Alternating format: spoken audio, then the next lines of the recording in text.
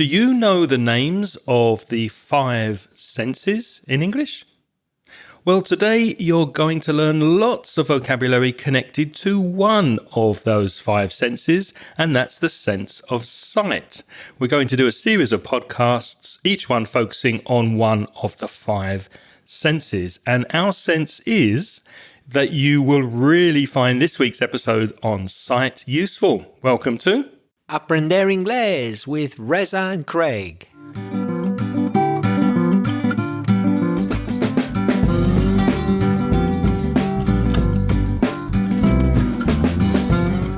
Hello, especially if you're a new listener to the podcast. And if you've come back to listen again, thank you for your company. My name's Craig. And my name's Reza.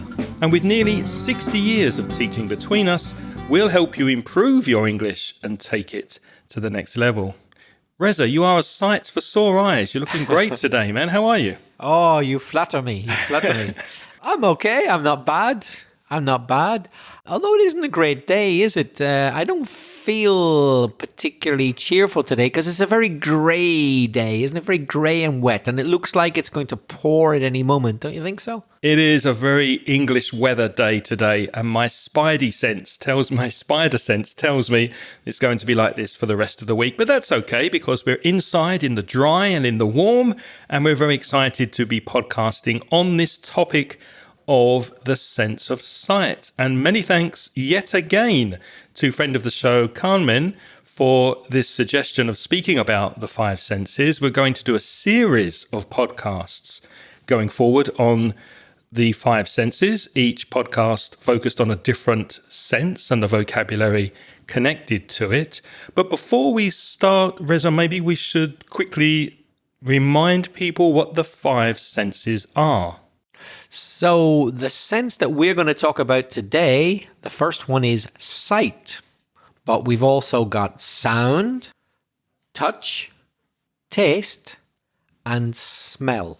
So those are the 5 that we're going to be speaking about. Today we're focusing on sight, but maybe first we should look at 3 words that are sometimes confused in English. The verbs to look, to see, and to watch.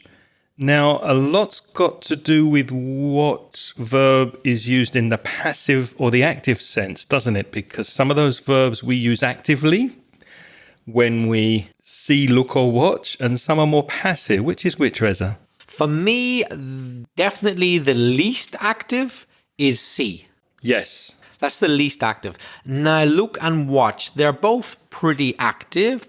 I think it depends what you are, let's say, visually sensing. Ooh, looking at. Yeah. So you watch TV, you watch a film, you watch where you're going, hopefully, when you drive, things like that. Hopefully. What do you look at? What sort of things would you look at, would you say? Well, you could say, hey, look at that beautiful woman over there.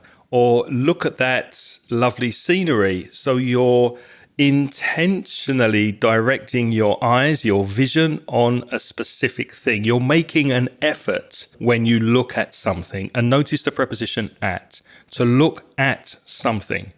However, watch doesn't have a preposition. You watch a game, you watch a film, you watch a video, for example.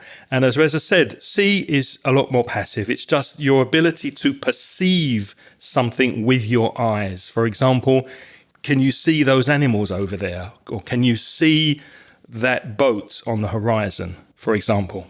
Yeah, I've just thought, in fact, to show the difference between see and look, a very common thing that might happen in a dialogue is like this. One person says to another, can you see those lions over there? Imagine you're on a safari. Can you see those lions over there? And the other one turns and says, oh, yeah, I see them. And then the first person says, look at the female. Look at what she's doing. She's kissing her babies. So first the first person says, can you see? Just, are you aware? Do you have a visual sense of that? Or can your sense identify it? Can your sense of sight identify it? Exactly. And then once they know that you can, then they ask you to look at what the mother's doing. Yeah, she's kissing. So first, can you see it? And then look at what she's doing. I think that kind of exemplifies it quite well.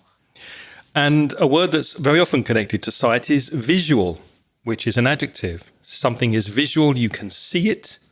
Vision is also connected. That's the noun. So vision, your vision, what you can see, and the adjective visual. It's a visual thing, or it's a visual event. You can see it. Another verb is notice, to notice something, which means to become aware of something or to pay attention to it, often without actively searching for it.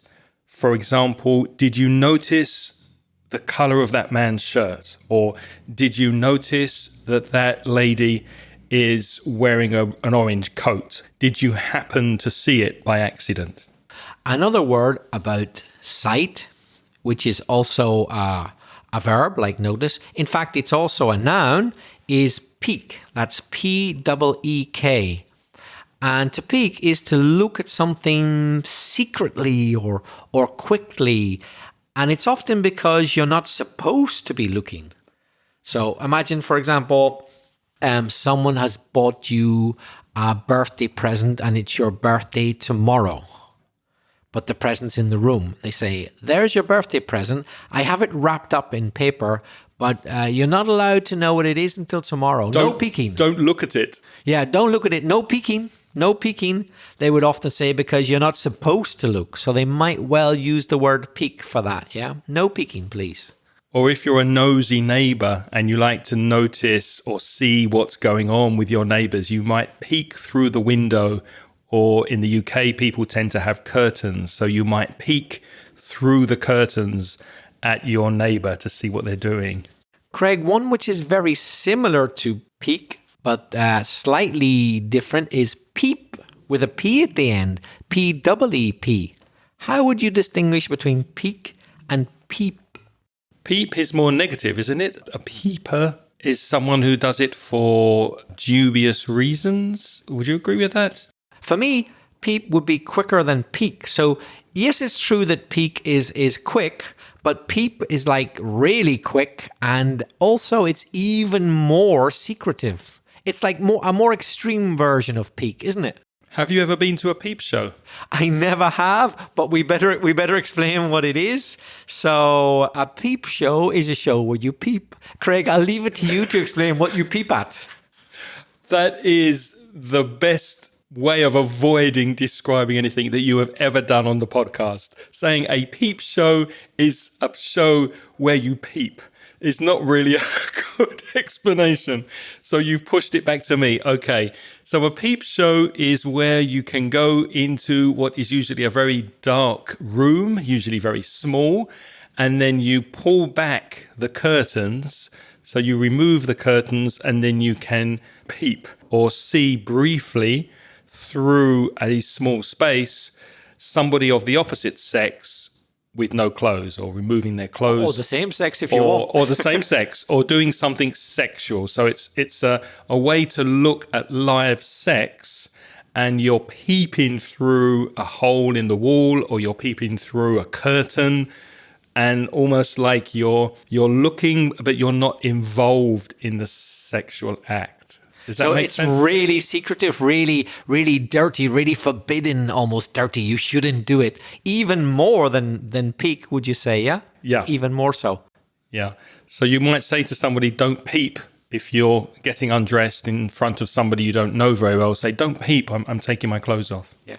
And a person who does peep when they shouldn't, not the person in the peep show, because that's something which is being designed to make money. So you pay money and you peep, whether you agree with it or not. But someone, say, for example, who walks around an area where there's houses, and uninvited, they look through windows, hoping to see something of a sexual nature or something that they shouldn't really be looking at. That is a peeping Tom. Someone who is peeping, they're looking where they shouldn't be looking, and they're hoping to very quickly see something titillating, something which will excite them. And that is a peeping Tom. Another word beginning with P is to peer, P-E-E-R, and you can see all of these words with their definitions over at the show notes. Go to inglespodcast.com/562. If you peer at something. You're also looking, but you're looking with a lot of concentration or maybe difficulty. Let's imagine, for example, it's very foggy or it's very misty and you can't see clearly. Then you need to peer through the fog or peer through the mist or peer through the smoke in order to see something. You're peering with difficulty. Also, you might say that somebody peers over their glasses. Some people wear their glasses down on their nose and they peer over the top of their glasses. Somebody, especially including teachers, it's a classic teacher's thing to do, isn't it? To peer over the top of the glasses. Not only to peer, but to stare at the student who's misbehaving. What does stare mean?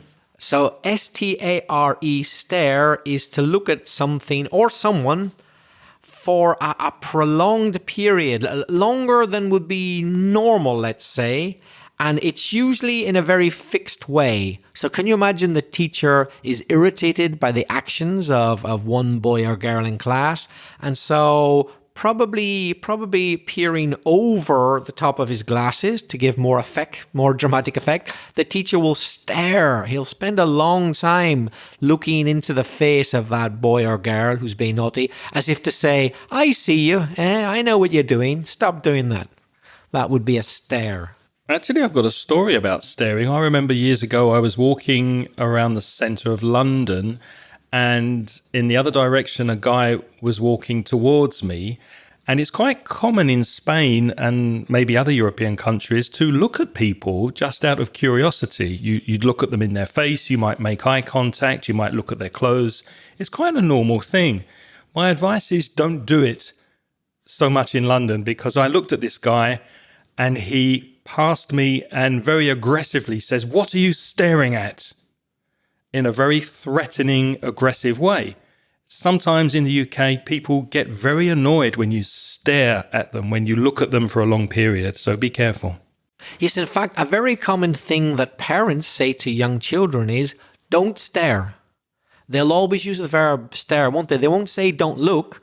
Whenever a child is looking at something for too long in a way that will draw the attention of the person who's being observed, and they wouldn't want that, the parent wouldn't want that, they say, don't stare. It means like, stop looking now. You're looking for too long. Don't stare. Yeah, staring something that children do quite often. They don't mind doing that, but I think as adults we get more sensitive to it. So if you're staring, you're looking for a prolonged period, a long time. Can I just mention a little anecdote about someone who stared? It's true life. I'm not gonna mention any names, but boy, it was funny.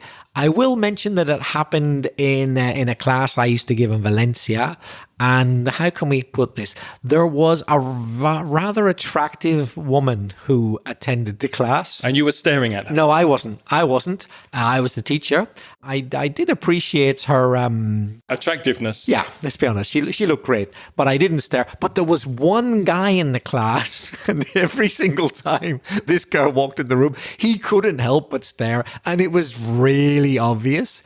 And it actually produced a physical laughter in the class. Particularly amongst the other ladies, they would catch him staring at this rather attractive lady every time she walked in, and she tended to come in late. She kind of made a dramatic entrance, and she liked to dress up, look really good. And this married man couldn't help but stare at her. He never said anything, but it was so obvious. And honestly, I myself almost burst out laughing. It was like, it was so obvious. It was embarrassing to see him stare at her. It really was. So how did the woman react? Do you think she enjoyed being stared at?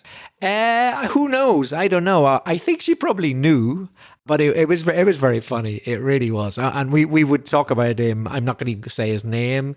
Let's call him Vicente. He was from Valencia. Not real name, but Vicente. You know, we'd try and embarrass him. Well, his classmates in the break would say, "So Vicente, how's your wife? Is your wife okay?" And the family, they would make a point of reminding him that he had a wife and family when he was staring at her a bit too much. It was really funny. Well, if you don't like to be stared at, then you could return the stare in a very intense or angry or disapproving way. And to do that, you're not staring, you're glaring with a G. That's Glare. To glare at someone. Notice that many of these looking verbs have the preposition at, to stare at, to look at, to glare at. You're looking at something very intensely or very angrily.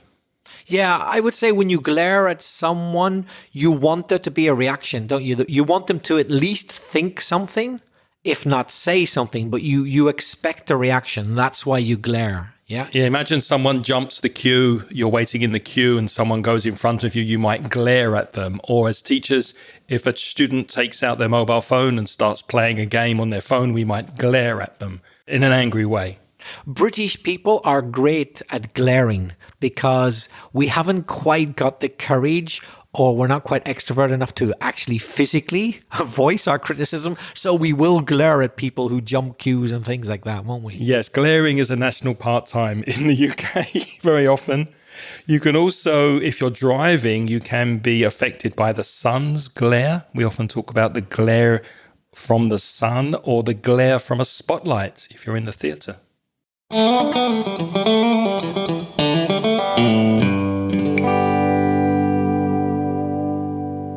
Let's take a quick break here because I know you listen to this podcast to take your English to the next level. But what about your speaking? Is your fluency improving? Are you happy with your speaking skills? My conversation course focuses on making you a more confident and more fluent English speaker. You'll join me and a small group of motivated students, and we'll meet on Zoom and have topical discussions, role plays, debates, and presentations that will expand your vocabulary and help you express yourself effectively in English. So be proactive and take the first step towards becoming a confident and fluent English speaker. Send me an email today to craig@inglespodcast.com and I'll send you details of the next online conversation course. Thanks for listening. Now let's get back to the podcast.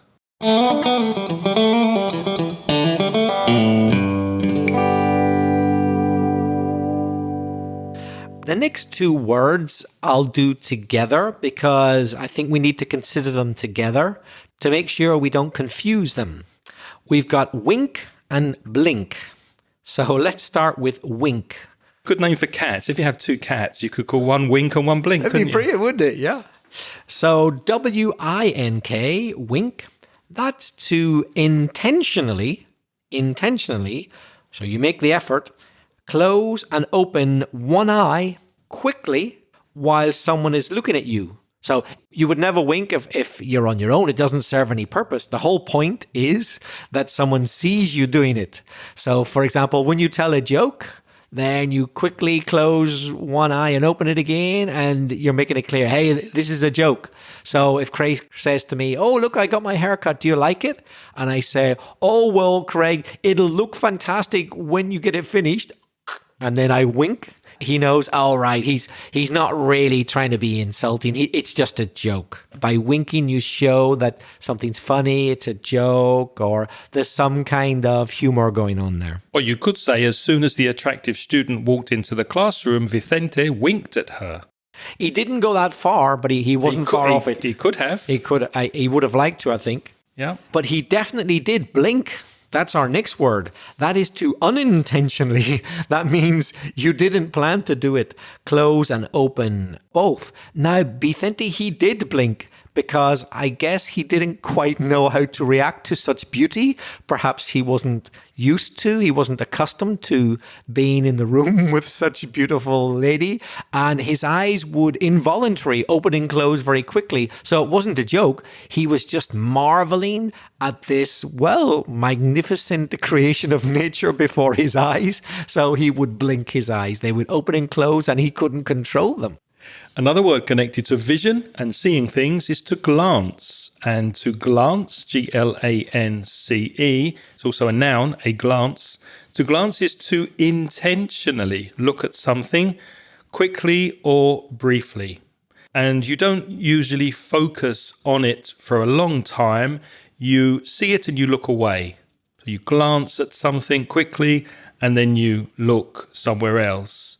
There's an expression, at first glance, which if you're a Spanish speaker is primera vista. So you can say, I recognized her at first glance. As soon as I saw her, I recognized her at the same moment, at first glance. She glanced at me and I recognized her.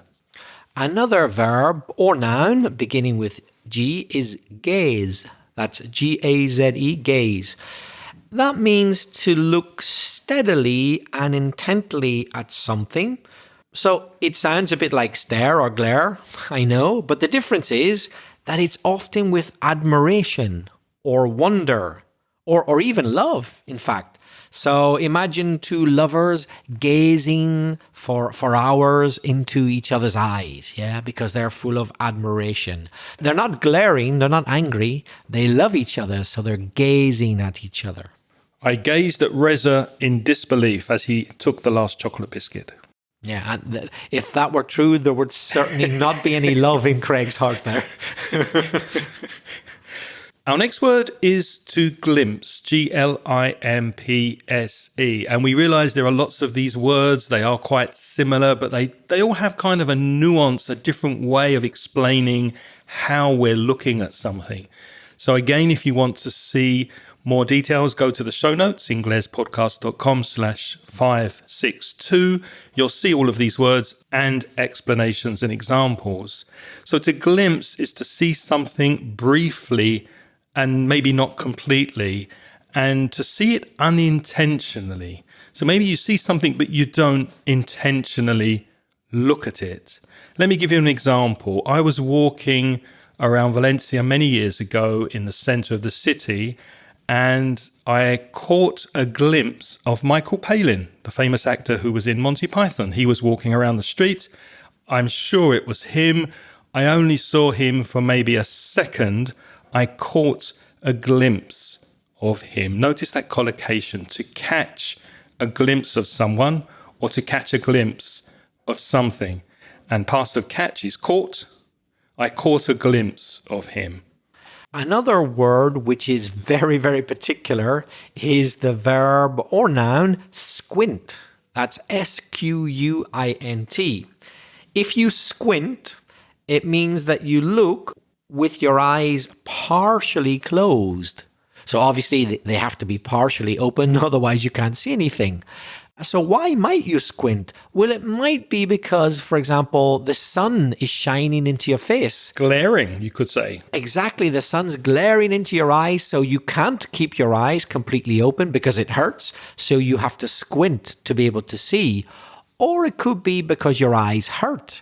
Perhaps you've got a really terrible headache and you don't want to open your eyes too much, so you're squinting. Or maybe you have a squint. Maybe just it's the shape of your eyes, or maybe you have a medical problem. Maybe your eyesight's really poor and you always have a squint. So it can be a noun, a squint. Maybe you squint all the time. Especially when you get to my age and you have to read the very, very small print when there are instructions or ingredients on a packet of food, for example, then I squint to try and read the words and the letters in the instructions.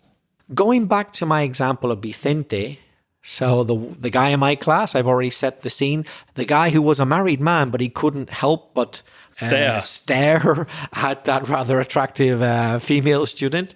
Well, we could say more than stare, he actually gawked at her. That's G-A-W-K.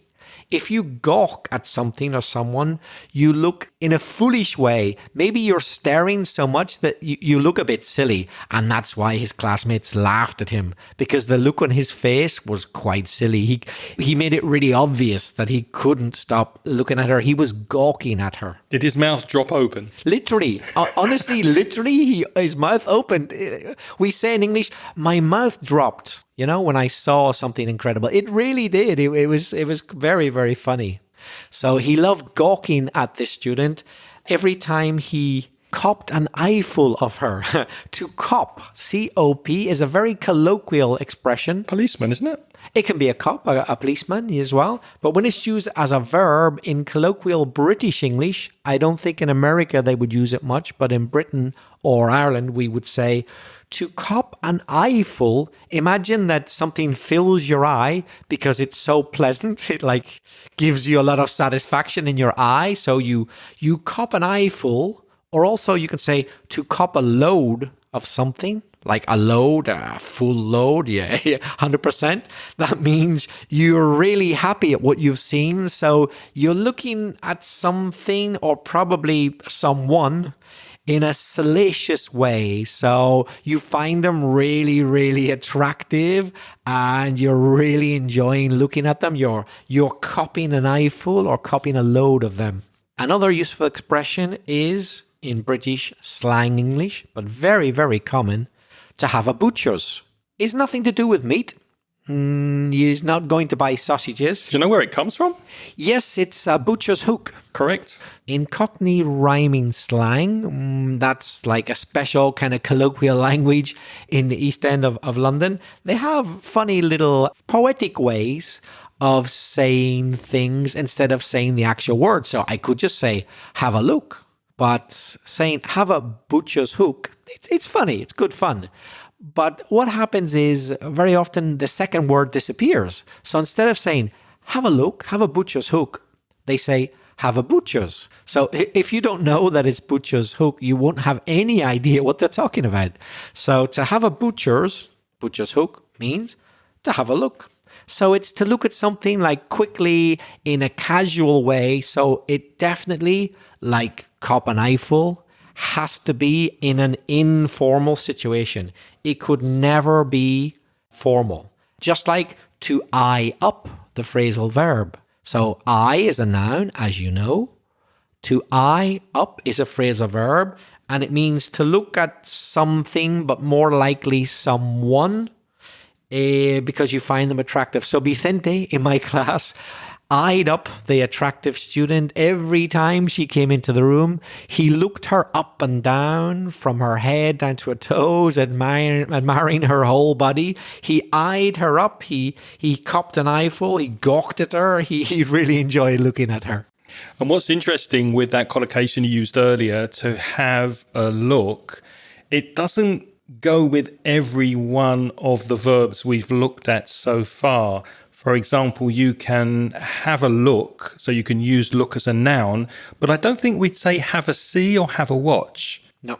We would say have a peek at this, but we wouldn't say have a peer or have a stare or have a wink or have a blink. Would we say have a glance? No, I don't think we would. Have a gaze? No. Have a squint? No. And have a glimpse? No. So it only goes with the noun in some of these cases. Have a look, have a peek.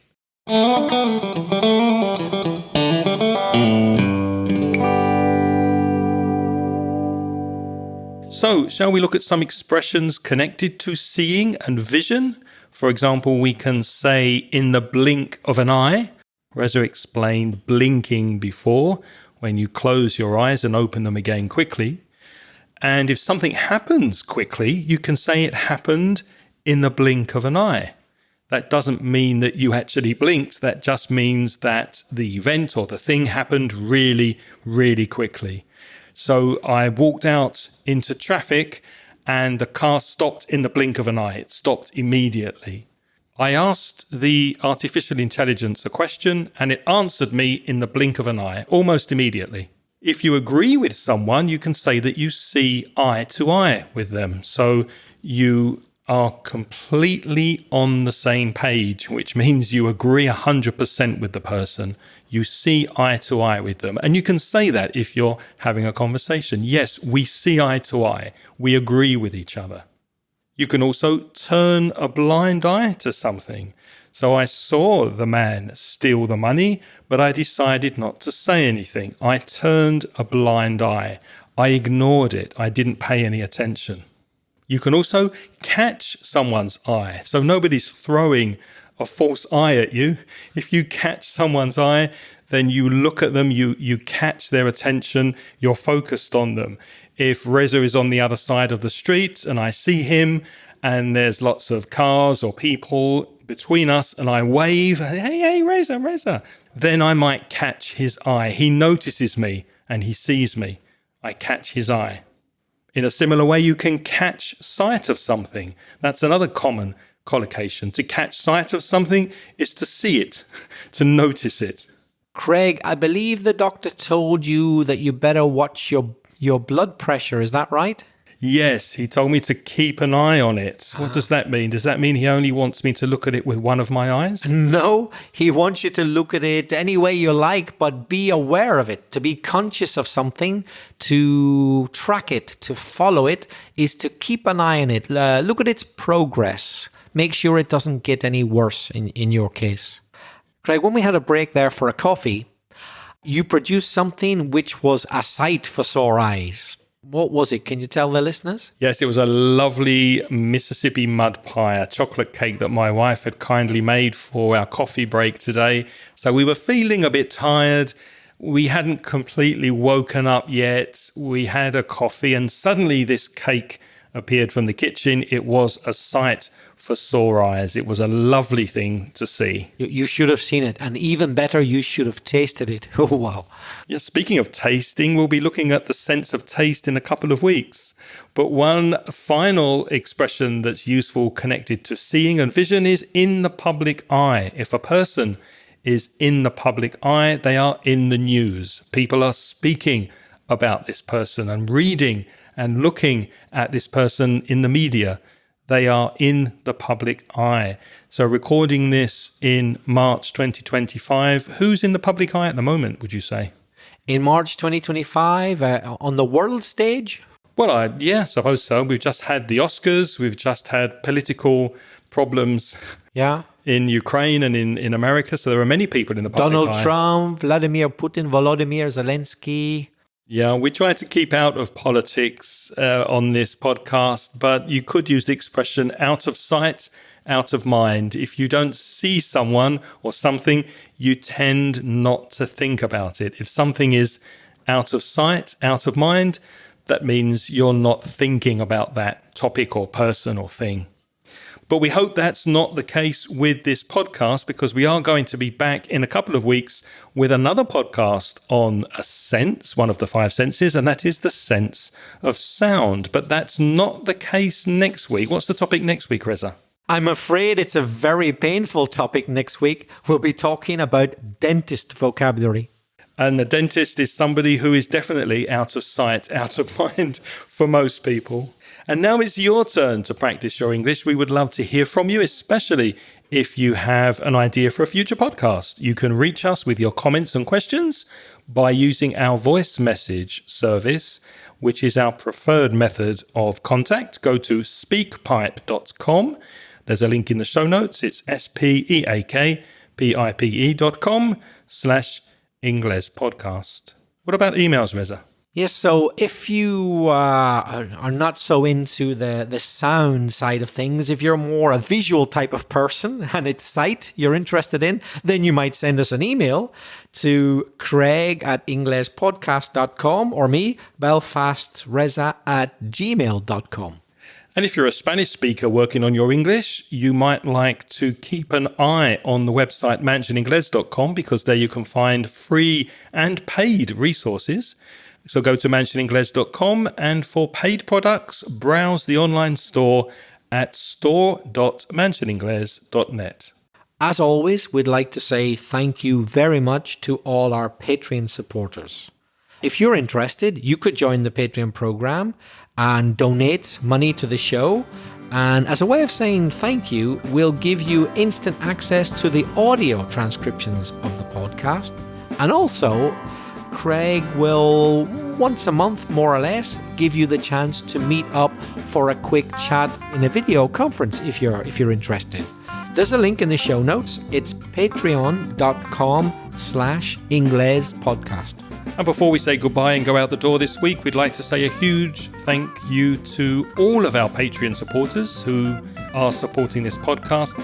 We don't have time to thank all of you, but we will say hello to our more recent subscribers on Patreon, and they are Pablo Albert and Ana Ibarra, who has been supporting us for a while but has recently increased her support to €5. Thank you very much to you and to everybody who is supporting us. Thank you. Thank you, everyone.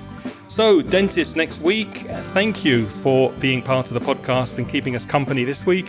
Have a wonderful week. Until next time, it's goodbye from Reza. And it's cheerio from Craig. The music in this podcast is by Pitts. The track is called See You Later.